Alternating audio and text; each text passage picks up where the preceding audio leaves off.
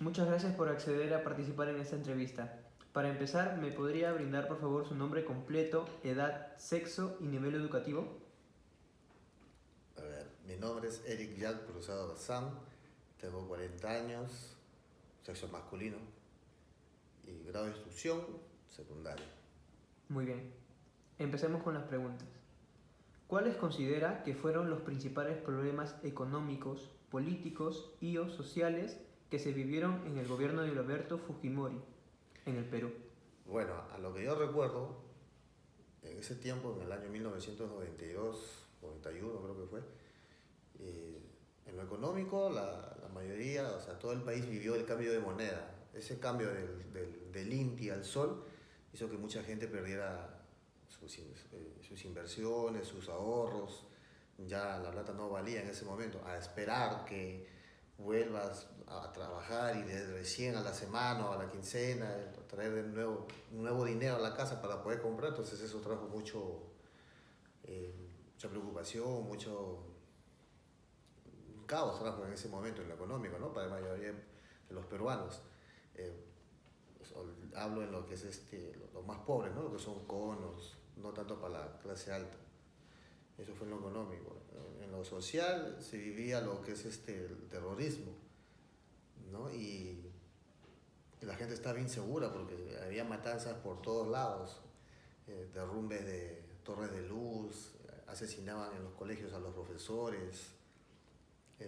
Eso se vivía en esos tiempos, ¿no? Mucha inseguridad. Bueno, en lo político, en ese tiempo Fujimori, que a lo que yo recuerdo, que provocó un golpe de Estado, provocó el cierre del Congreso, ¿no? Y bueno, todo eso se reorganizó lo que es ahora el Poder Judicial y el Ministerio Público. En ese tiempo fue así, algo más o menos lo que yo recuerdo. O sea, prácticamente lo hizo todo nuevo que a él le favorecía, ¿no? Como una estrategia política de su partido, ¿no? ¿Qué medidas se implementaron para combatir la inflación durante el gobierno de Fujimori? ¿Por qué fueron o no efectivas? A ver, Alan García dejó el país patas arriba en ese tiempo. Vivíamos la super hiperinflación, ¿ya? Entonces, la plata no valía nada, todo estaba caro, se hacían colas. eh, Era un Venezuela el Perú en esos años. Fujimori tomó la decisión drástica de vender empresas peruanas a manos extranjeras y los vendió a huevo roto, ¿no? Entonces, lo que valía, por decir, una empresa que te valía 10 millones, él lo vendió a 1 millón, porque ya no había inversión, ya no había nada que hacer, ya no había plata acá, vinieron empresas extranjeras, los compraron y renovaron todo las empresas nuevas, lo renovaron como nuevo, pero o sea, eso se tomó un tiempo, ¿no? Pero a base de eso, el Perú caminó de otra forma, porque ya se privatizaron todas las cosas y empezó a funcionar a largo plazo. Y sí tuvo un cambio positivo, ¿no? A largo plazo, pero sí tuvo un cambio positivo. Okay. ¿Qué políticas sociales se implementaron durante el gobierno de Fujimori para abordar la pobreza y la desigualdad en el país? Bueno, como medida, Fujimori se enfocó en los más pobres, ¿ya? Porque había mucha desigualdad y la gente no tenía con qué comer, había pobreza extrema. Fujimori apoyó bastante lo que es los colegios estatales, llevando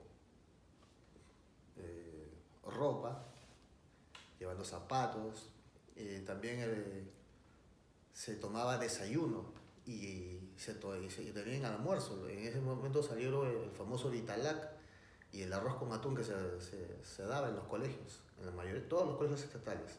De esa manera ayudó Fujimori a al menos solventar un poco, ¿no?, el bolsillo de los padres peruanos en ese momento, de los más necesitados. Okay. ¿Qué opina de las medidas que se realizaron en el gobierno de Fujimori para combatir a los grupos terroristas como el Movimiento Revolucionario Tupac Amaru y Sendero Luminoso? Bueno, yo creo que Fujimori tomó un plan de gobierno de Chile, que en ese tiempo estaba Pinochet. Pinochet tomó la drástica decisión de matar a todas las lacras de su país. Por eso es Chile, ahora en la actualidad es como es, por Pinochet.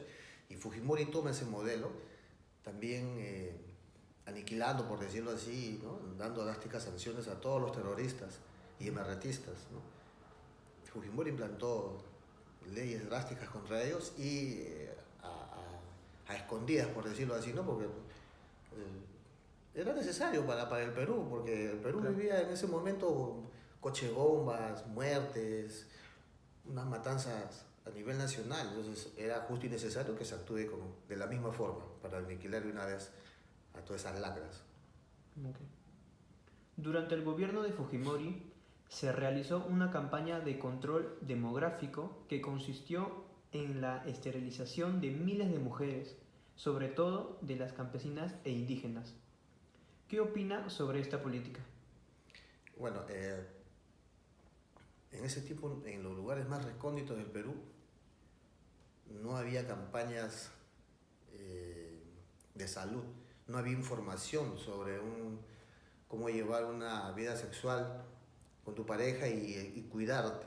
Entonces se hacían hijos por hacer y en ese momento el país vivía pues lo que es la inflación y no tenían control.